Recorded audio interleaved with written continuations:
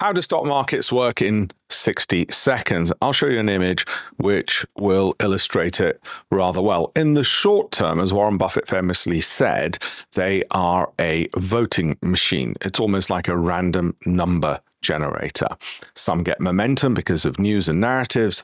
Others similarly fall because of the same reasons. Over the longer term, it's a weighing machine. In other words, give it enough time and the companies which looked like they were just moving randomly minute by minute or day to day or month to month tend to outperform. Those are the companies which were generating strong profits, revenue growth, lots of profits, but their share price didn't reflect it. In other words, were undervalued.